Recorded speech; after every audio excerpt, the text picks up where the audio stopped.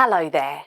Welcome to the Equality, Diversity and Inclusion EDI training course. Promoting equality and respecting diversity is crucial to life today.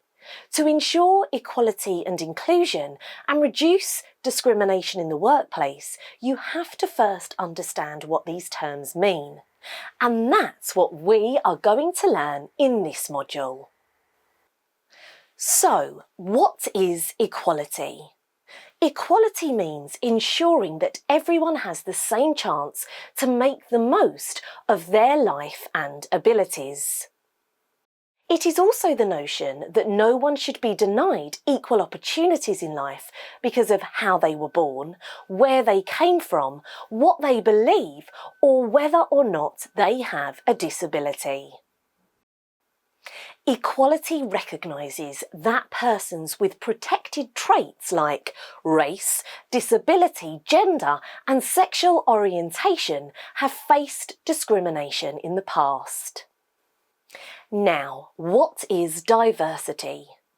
The term diversity refers to a group of people having distinct versions of different qualities. These characteristics could include everything that distinguishes a person, such as their cognitive abilities and personality traits, as well as the factors that define their identity, for example, race, age, gender, religion, sexual orientation, and cultural background. You can think about diversity in a social context to better comprehend and characterise it. At work, for example, you may engage with co-workers of all genders, ages, faiths, and so on. What is inclusion? Inclusion is the practice of ensuring that all people have equal access to opportunities and resources. Workplace inclusion efforts help to give traditionally marginalised groups, such as those based on gender, race, or even those with physical or mental disabilities, a way to feel equal in the workplace. Inclusion culture allows a diverse group of people to come to work, feel free and confident to be themselves and work in a way that suits them, while also meeting the needs of the business. Inclusion ensures that everyone feels valued and, more importantly, contributes value. Now, before moving on to the next topic, let us get to know some practices to support equality and minimise discrimination.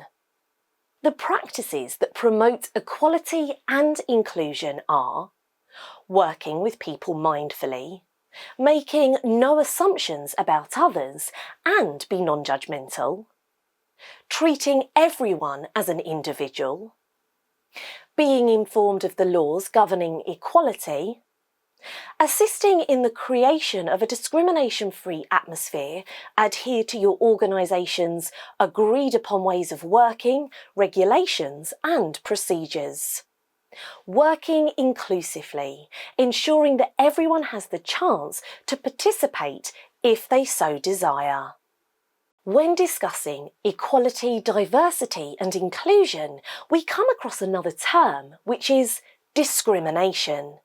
Discrimination is when people and groups are treated unfairly or unjustifiably because of their colour, gender, age or sexual orientation. However, describing why discrimination occurs is more complicated. To make sense of the world, the human brain instinctively categorises things. For example, very young children immediately grasp the difference between boys and girls. However, you learn the values you assign to various categories via your parents, classmates, and observations about how the world operates. Discrimination is frequently motivated by fear and misunderstanding. When a person's dignity is infringed or when a person is treated unfavourably, it is the simplest idea of discrimination. Direct discrimination, indirect discrimination, inadequate accessibility, harassment, sexual harassment, and discrimination orders are all prohibited by law. You've definitely heard people talk about diversity in a variety of contexts, from interpersonal relationships to organisational development. The truth is that we live in a varied global community, and the sooner we recognise its power, the sooner you can start working towards a fairer future. Now, before finishing this lesson, let's discuss a little bit about human rights. What are human rights? Human rights are the fundamental rights and liberties that every person in the world has from birth to death. Human rights apply to everyone, regardless of where they come from, what they believe, or how they live their lives. They can never be taken away, but they can be limited in some circumstances, like when someone breaks the law or in national security interests. The fundamental rights are founded on common ideals such as dignity, fairness, equality, respect, and autonomy.